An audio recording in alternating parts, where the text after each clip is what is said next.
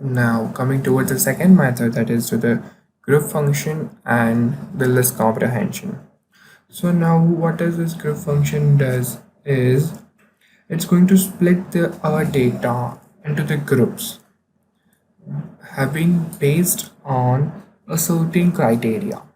Now we have passed our group by having a parameter list,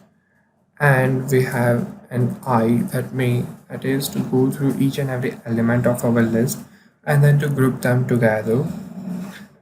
and then we are going to store the value of I of the group which we have assembled, and then we are storing that value in the list too, and then we are printing them out.